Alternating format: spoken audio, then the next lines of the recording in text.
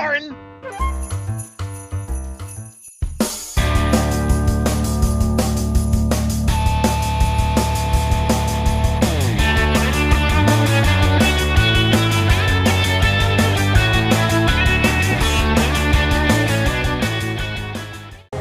Folks, welcome to a very special unscripted Christmas episode of Splorin here from Epcot. As you can see from the large ball behind me, this is going to be different than a lot of the Splorin episodes you've seen recently. This is a little bit more of a throwback to how the episodes used to be.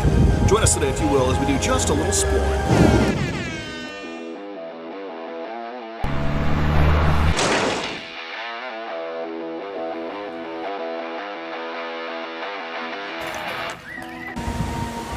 So, Disney World has gotten a lot of flack this year, and in my opinion, a lot of it is probably somewhat justified for how they have sort of made a bit more of a cash grab than usual for the holidays.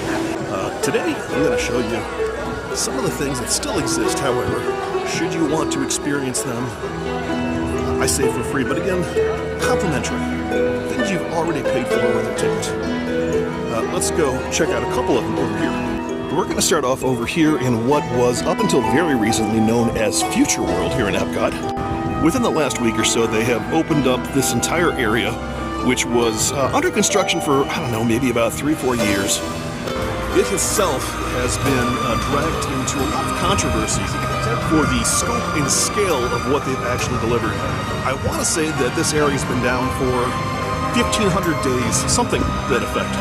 Now, originally this was supposed to be quite a bit larger and more elaborate, but since then it has devolved mainly into this, and don't get me wrong, this in itself, to me at least, is very cool. It is a very cool statue of Walt sitting here looking out over Epcot, which is actually very apropos.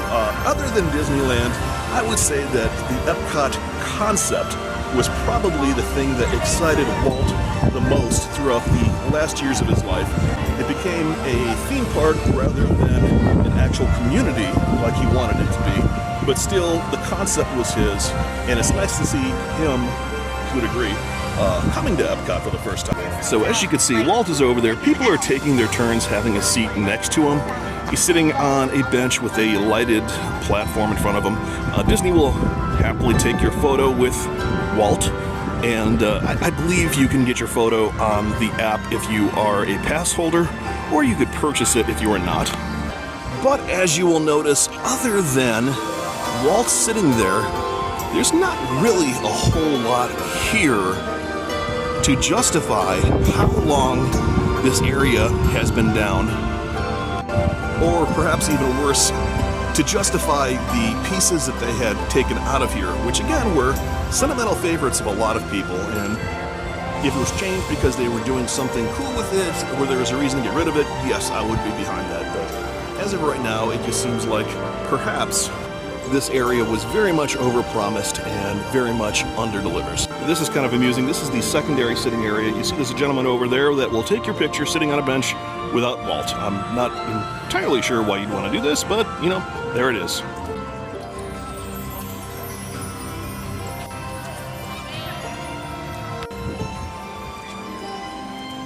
The park has still done a pretty good job of getting decorated for the holidays. Epcot has always been one of my favorite parks, and especially at the holidays.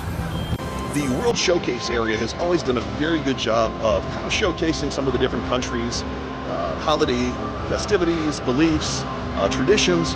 The World Showcase has, of course, taken on the brunt of that the last several years, as Future World, or whatever they're calling it now, it's been under construction. There's been a lot of construction walls up in the last couple of years. This is the first year it's really been open, and it's kind of nice to see some of these Christmas decorations coming back for the first time. And like I said, I'm not entirely sure how long.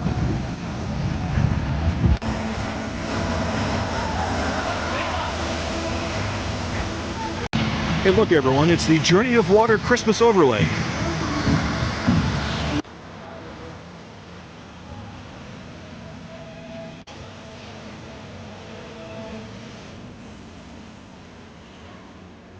Wow! One attraction that always delivers, and it is Tampa J. Oh no, I was being funny. And of course, you were being back there, Chris the girl, They've got their families with them. My mom's here. Yeah, we're going to go on the one attraction that I believe has stood the test of time and has always delivered on what it promises, which is living with the land. I think this is everyone's favorite. It is, and this is the only Christmas overlay that I know for a fact they have not ducked out on. So we're going to go in there, and hopefully this will be a much jollier and merrier vlog than it's been so far.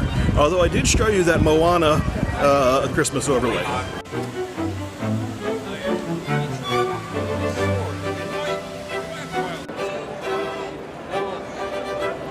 And there it is, it's the Christmas overlay. I am kidding, of course. The land down there, you can see it's very busy today. There's a 30-minute wait, which you will not usually see on Living with the Land, except that right now, of course, it's a Christmas overlay. It is a simple, beautiful, and time-honored overlay that has been here, I want to say now, 5-6 years. And I do look forward to this every year. Living with the Land. You used to work at Epcot. I sure did. Turned me into Imagination and Captain EO back in the day. Okay, so I can pretty much pin what years that would have been then. Yeah. You were the post Honey, I Shrunk the Kids, the return of Captain EO. Yep, Return of Captain EO. That would have been, well, you know, there's also a return of Captain EO in like 2010. That was my time. Okay, that was the one. Would you like to show off, I'm seeing this Killstar thing right here. Killstar, of course, is the brand that you have partnered with. Oh, yeah. And this is my little segue to say that it is really frickin' cold out there today, is it not? It is. Perfect Christmas weather. Yep. Killstar. You heard it here first. Now, Jay, I think you and I have been on this ride probably like 4 or 5 Christmases now, yeah? I think 4 or 5 Christmases ago. Yeah. We've been on this ride a few times. Several times. I want to say that we go back on this ride to 17-ish. Yeah, and I just want to go on record by saying we have never gotten off the boat. We have never pulled a pineapple. Nope, no cucumbers. Nope, none of them. Yet. None of them yet. If you've never been on Living with the Land before, you're going to go through several different areas. On the beginning of this, they're all set up to look like different ecospheres. This is, I believe, the rainforest, which really is pretty much the most robust area in here. As you can see over there, there's some parrots, one of which seems to be spazzing out a little bit, and there's some alligators here to remind you not to get off the boat, I suppose. Over here, we have the second big area, which is like the desert, very arid space. Not a whole lot of life, as you can see. Here we have the prairie. This is the American prairie. You see the buffalo over there. There's some lightning in the distance and some crops. I think we're probably going to call this Kansas. Our growing world led to the It enormous just sort of use looks like and Kansas, sometimes doesn't it? overuse of the land. Kansas has In our chickens, search right? for more And here you see the window into death. Watch out, it's going to eat it. Oh. Like ladybugs and wasps to control pests. And the farm still And respect with that, the we needs of the move land. into the Christmas Some of the section. answers are being Let's address the monkey in the room, the elephant in the corner. It is better to see this at night, but yeah, we're here now. I don't think I've seen it. Make the most of it, America.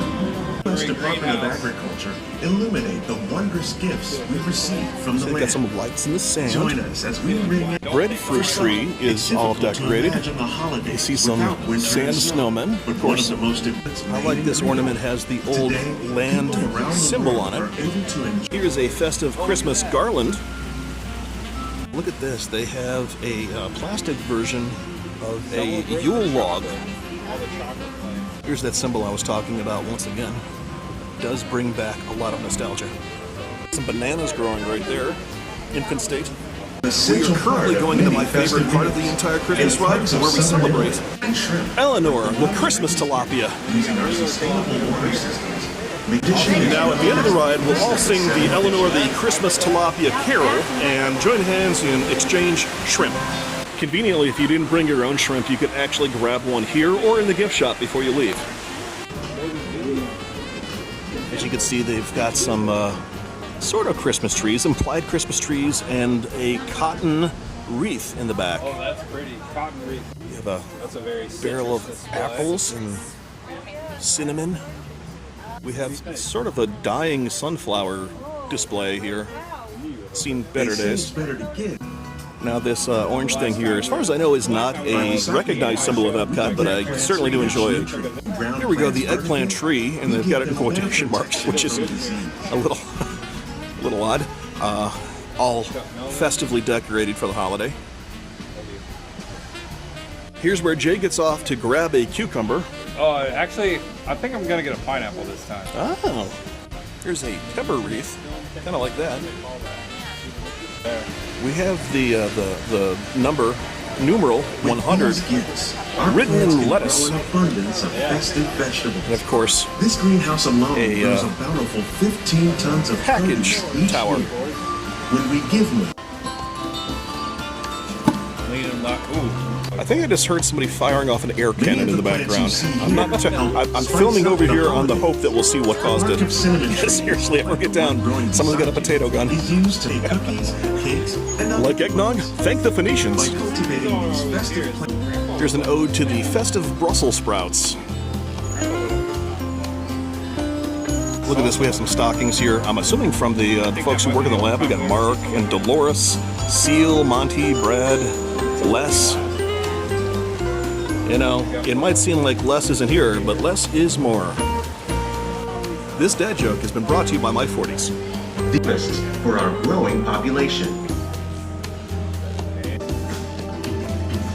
Which one of these people has cholera?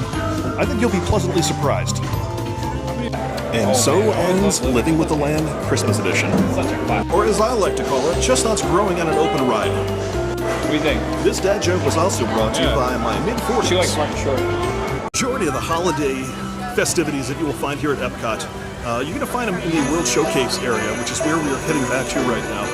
Generally, they do, as I said earlier, a little bit of a holidays around the world type theme, where you're going to get certain special foods, crafts. They usually have different Santa Clauses from different areas too, or St. Nicholas or Father Christmas, or really whatever that particular nation refers to them as. So let's go take a look at that. Christmas ducks. Now, I'm not sure this counts as complimentary because you do have to make a purchase in order to fully enjoy it, but one of the big things that Epcot always does each year that is included with your ticket is you get access, at least, to little locations like this, or this one. These are all part of their holiday food festival that they do every year. This one, for instance, is the Yukon Holiday Kitchen, seared salmon, beef bourguignon, snickerdoodle cookies, things like that. The snickerdoodle cookie, by the way, comes with Snickers on it, which makes it a favorite, as you can see from the rather lengthy wait to get in. Now, thanks largely to the salmon that they're selling, this entire area right here around Canada smells a little bit like low tide. At least it does until you travel just a little bit further and you find this booth, which is maple popcorn, which smells considerably better. So most of the countries throughout Epcot, the World Showcase, are going to have some sort of Christmas thing going on. They're either going to have food, they're going to have music. Like I said, some of them are going to be selling Christmas wares or doing traditions. Canada, at the moment, isn't doing a whole lot specifically for Christmas, other than decorating a little bit. Which honestly is okay. I kind of feel like Canada is sort of a little bit more Christmassy by nature. For our fans of the Jewish tradition, they are selling some Hanukkah merchandise here. As you can see, we have the... I absolutely... They're all good sides. We were just pointing out that it doesn't matter your faith, there is a backpack for you. It is, and this one I'll show you a cool trick about this one. Oh, how about this? We're going to see a trick. So beyond the ears that light up that we have over in the corner, our backpack actually glows day by day. So you can light them 1, Oh, look at that. 2, 3, 4, 5, 6, 7, and 8. That is very cool. I thought you were going to say it smells like a pretzel or something, and that just didn't make a lot of sense. This is much better. Yeah. I don't care who you are. That's pretty cool. Moving now to the United Kingdom. As you can see, it's festively decked out. The UK is well known in Epcot for their gardens. As you can see, this one has been overlaid with a lot of poinsettias, festive colors of the season. And throughout the entire area, you can see that there are some wreaths and some other decorative knickknacks. A perennial favorite for the Christmas season, for me at least, in the United Kingdom area, is this. This is the Twinings Tea Cottage, where you could buy goodies from England, Scotland, Ireland, Wales. You can see some of the snacky cakes. There's King Charles. You can get him on food for some reason. Personally, for me, King Charles will always be Prince Charles, and I don't associate him with eating goodies. Not in a good sense of the term. The shortbread cookies, however, are definitely a holiday favorite in my home. One of the Christmas teas that they always do, this one is the black tea, cinnamon, cloves, spice, things like that. Not my favorite, nor is the winter spice, which I believe is an apple and cinnamon flavor. For me, it is about this one. This is an herbal tea, so it's caffeine-free. This is the peppermint cheer. They've also sold it under the name of buttermint. It is a vanilla and peppermint flavored tea, and it is absolutely fantastic. If you have a chance to pick up a box of this, I 100% would recommend.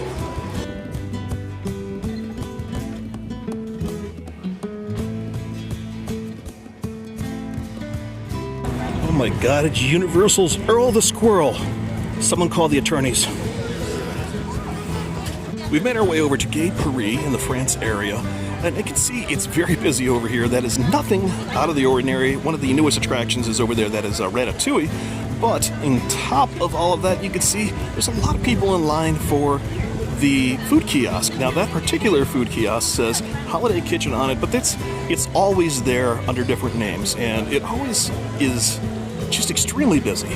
Going back 40 years to the very beginning of Epcot, I remember coming with my parents when I was a very young lad, and France was always the one that you had everyone in the world trying to get into the restaurants. So there are sit-down restaurants here. There is a ice cream shop that makes fresh ice cream. There is a pastry shop that makes fresh pastries. There is, behind me, a long line for people trying to buy crepes at the crepe shop. This is like the foodie area right here. And if you like wine and you want to get drunk on wine, which apparently a lot of people do, you do that here too. Right over here, you see the kitchen called Hanyam, and it's very busy, as you can see. This is where you want to go if you want something kosher, like pastrami and rye, smoked salmon potato latkes, arugula, or black and white cookies, which, by the way, are very popular here. Every year, Epcot does something that they call the holiday cookie stroll, where you walk from country to country and you purchase a variety of their holiday cookies. I believe there's usually 6 or 7 of them, and if you are able to buy all of them, you get a little stamp for each one, and then you can turn the stamp in for an extra special cookie at the end. And I've done this a few times. They're always very good, but they're always very big, and we always end up having leftovers that go stale after a few days, so I'm going to skip over it this year. The area in front of us is Morocco. Candidly, I've never really known Morocco to do a whole lot for the holidays. Obviously, there's a cultural reason for that one.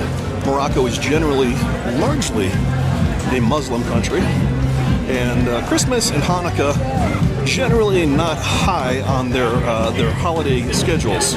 So as you can see, very popular, a lot of people here, but not a whole lot going on that you would call holiday related. I actually have to say that I respect the fact that they don't put anything holiday related over there. It's a lot more authentic. I think trying to force something into it would not only be disrespectful, but it would kind of cheapen everything else. Here we have the Japanese Shiwasu holiday kitchen.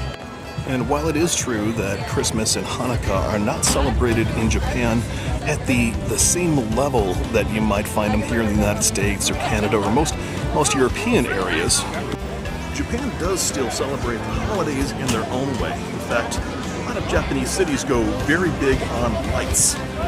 They decorate the cities. They still get into the festivities. It might not have the religious implications in all areas that you would find in the European areas, but the whole idea of celebrating the end of the year, the goodwill towards men, togetherness, that part remains the same. Their big store here at Epcot is basically a Japanese department store, and as you can see, much like American department stores, they do open themselves up to the holidays. We enter into the United States area, the American Adventure. You can see there's a line forming here on the outside already. Now, one may guess that they're here for the funnel cake. You may guess that they're here for slow roasted turkey, blackened catfish, or a gingerbread cookie. One might think that they're here to get their picture taken with this rather grand tree. One might even think they're here for the restrooms. And while America does offer enough holiday flavor to draw a festive crowd, the anticipation of this stage and what will be on it in a few hours that is drawing these people. In only 4 short hours, unless you're in that line, in which case I'd say they're probably very long hours, these fine folks will be treated to the yearly candlelight processional. This evening hosted by Judy McIntyre, who I believe was the voice of the original Little Mermaid. Every night during the holidays for the last several years, this has popped up here at Epcot in the American Adventure area, where various celebrities of different persuasions, be they actors, be they athletes, perhaps musicians, get together with usually a school or a church choir every single night, and they walk towards the stage, singing Christmas songs, get on stage and read the story of the birth of Jesus. And, as you can see from this second line on the other side of the stage, it is a very popular and very well celebrated annual tradition. Stepping just past America to the area that is Italy, I believe this particular area is supposed to be Doge's palace, you will see that these fine folks have certainly embraced the holiday spirit.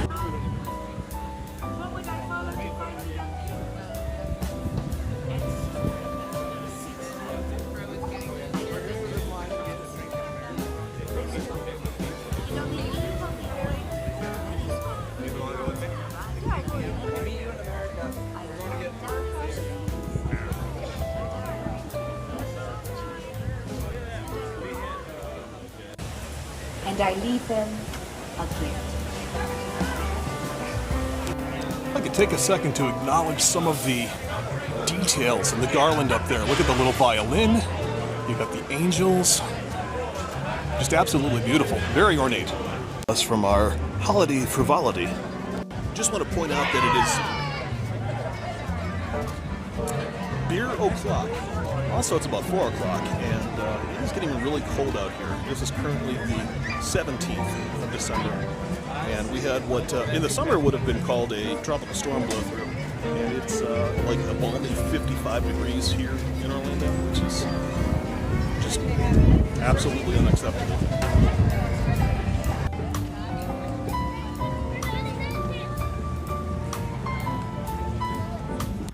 Stepping now into Germany, which usually does a pretty good job of celebrating the Epcot holidays.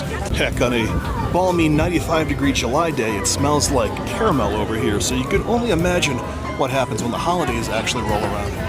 If you were a fan of Werther's Caramel, of course the Werther's shop, where everything Werther's and caramel can be purchased, is a must-do, whether it's the holidays or not, of course. For my imbibing friends, they have a nice little beer garden, and you can take it back over there and celebrate Oktoberfest no matter when you're here. But the garland that they have here is popcorn balls, is gingerbread men, cuckoo clocks, and of course, perhaps most on the nose, the Christmas corner. My daughter would absolutely love this tree. This one has the pickle ornaments. If you are unfamiliar with the pickle ornaments, it is a German tradition where you hide a pickle ornament in the tree somewhere, and whoever finds it, I believe, has good luck. There are some Americanized versions, of course, where the person who finds it gets to open the first present. Of course, nutcrackers are very traditionally German, even though most of us sort of relate them to the Russian nutcracker sweet.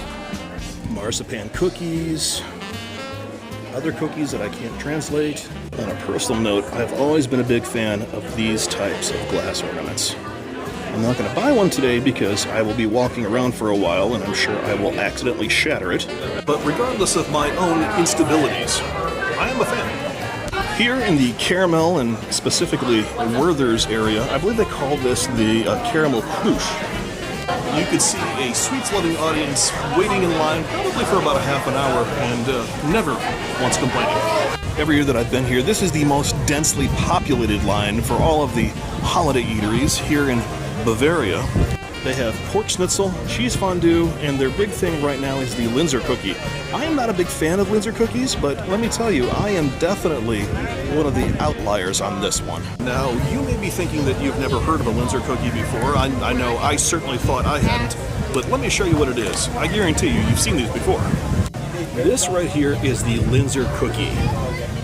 Here it is among its contemporaries. The Linzer cookie, the peppermint pinwheel cookie, which, by the way, is very good. Black and white cookie, holiday sugar cookie, snickerdoodle cookie. That's the one that we saw that had the Snickers pizza. Right here is the gingerbread cookie, the jingle sugar cookie, the spiced chocolate cookie, also known as the crackle cookie. And right down there you have, well, they're still trying to make that Wish movie a thing. As we continue to travel counterclockwise throughout the World Showcase, we find ourselves here in China. Now, you might not think that there would be anything holiday related to do here in China, since, you know, China is a country that doesn't usually embrace its more religious aspects these days. And you would be correct about that. But there's a stage behind me. And that can only mean these folks are waiting to celebrate Lunar New Year. And while I could see a few of the employees getting ready to do something with Lunar New Year here on the stage, they're not quite ready to go just yet. And so we will continue counterclockwise into Norway. Here in Norway, they celebrate Christmas the same way that many European nations do. And in the past, I've seen their version of Father Christmas sitting right over there, greeting people and telling them the story of what he does every Christmas. But lo and behold, I don't see him, nor do I see anything about him. Interesting. Santa might not be coming to Norway this year, but apparently this gentleman that designs perfumes is. Fair trade?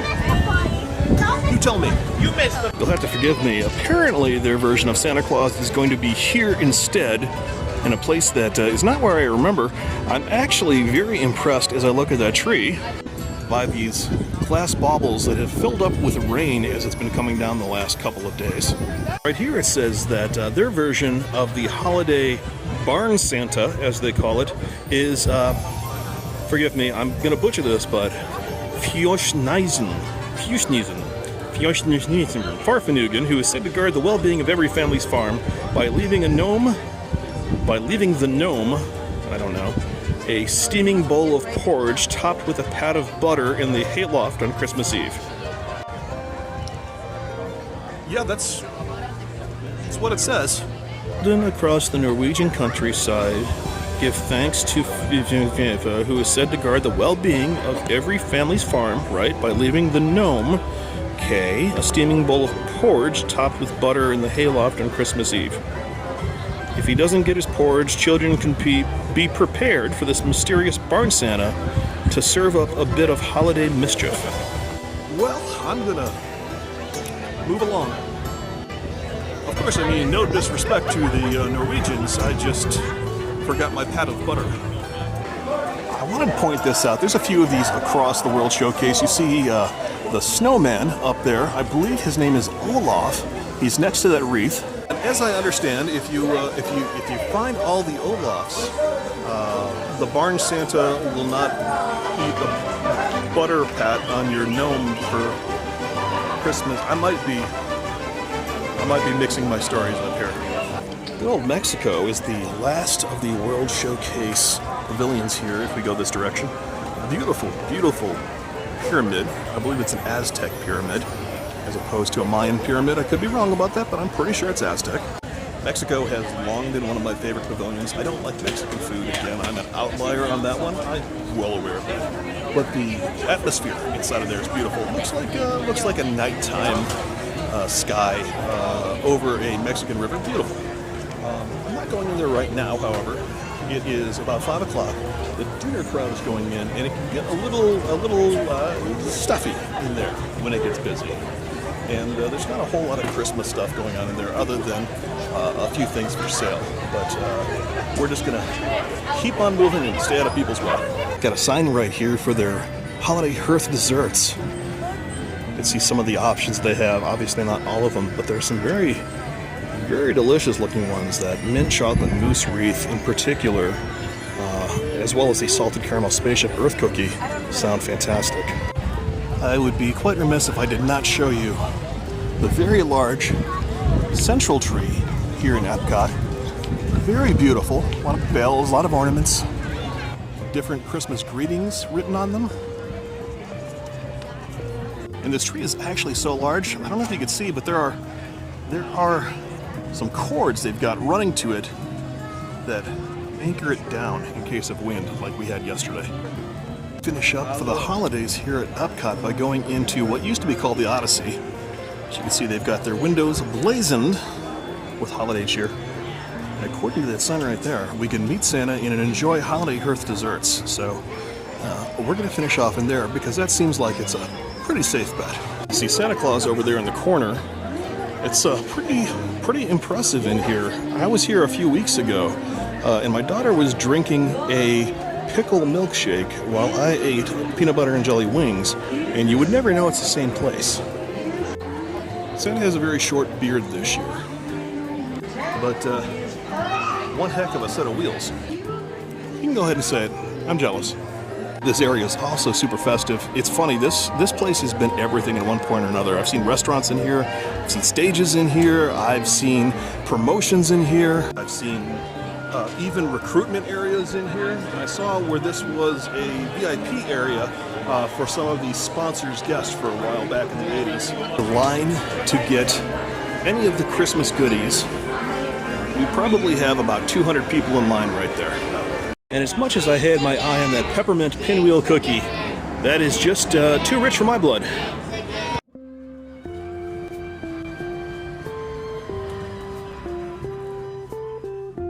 So when I started this video at the beginning of the day, I said that I was going to give you, at the very end, my thoughts about whether or not there was enough Christmas magic in the Disney parks outside of the hard-ticketed extra cash events, as I will refer to them. Just come to the parks on a typical holiday day, and whether or not there's enough Christmas, Hanukkah, holiday, whatever holiday that happens to be, whether there's enough left in the parks for the average person to do. And I find myself now in a little bit of a weird middle ground area. There is here at Epcot a lot of tradition.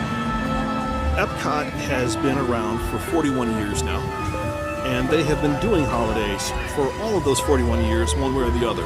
There are certain things like the holiday candlelight processional that have been going on for literally decades. There are newer things like the cookie stroll. There are things like the various Santa Clauses of the world. Those things are still here. If you want to come out and see the candlelight processional, for instance, I think that it is still 100% worthwhile doing. I came out a few years ago and I saw Gary Sinise, and honestly, it was one of the most beautiful things that I've seen the parks do. I've done the Christmas cookie stroll a couple times, and if you are coming out and you want to do the stroll, and that is specifically why you're here, it is also a great thing, but each one of those cookies is going to cost you $3, and the stroll itself has gotten larger. There's more cookies now, so I mean you're spending a pretty penny per person for the Christmas tree stroll.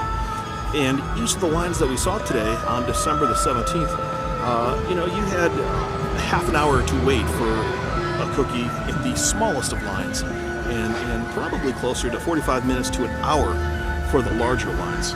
So can you come to Epcot and not be a pass holder and just be a vacationer and get your money's worth and get the Christmas experience while you were here? Probably not a whole lot. You can get bits and pieces of the Christmas traditions. You can come and see the candlelight, which will itself take you about an hour. But you're also going to lose probably an hour to 2 hours at least waiting in line and finding your seat. The tree itself, you can see it any time. That's wide open, that's beautiful, definitely do that. The Christmas lights inside of Listen to the Land, or Living to the Land, excuse me. Living with the Land, those are something that they don't really make a big deal out of. They don't really advertise it, but it's there. It is beautiful, and it's easy to get on. It's quick, it's simple. Honestly, it's the best thing that I've seen Christmas-wise here in the parks. And then as for the other holiday pieces, yeah, there's the food, but it has gotten to be so hard to get in and out of lines, and it costs so much to buy these things that you can easily sample a little bit and still get the rest of your day in. But if you want to come and just do all the Christmas things, you're going to have to put aside a day or two specifically for those Christmas things in order to do all of them. And I will say that probably 9/10 of that time is going to be spent waiting in lines. So there you have it. Is it worthwhile? If you are a pass holder, yes. If you are coming specifically just to see Christmas things, probably not. If you're going to be here anyways and these things are around and you want to enjoy a couple of them, yeah, 100% do it worthwhile. Pick and choose. Pick and choose.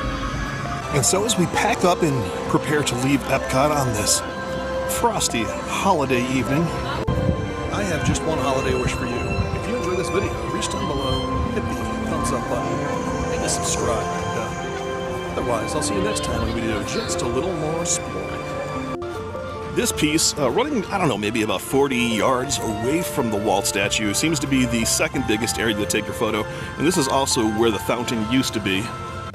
As of now, it just looks like pylons and a garden. The garden, as I understand, is somewhat shaped like the original Epcot logo, but it has since then also picked up a secondary nickname for a anatomical portion of the female body. Let's get to the Christmas stuff, shall we? There's certainly some Christmas music playing, and of course this kind of interesting display looks like it is Christmas trees. To me, for whatever reason, it kind of looks like R2-D2. I'm fairly certain somebody would probably be fairly offended by me saying that it looks like R2-D2, because I'm pretty sure it actually is supposed to be something.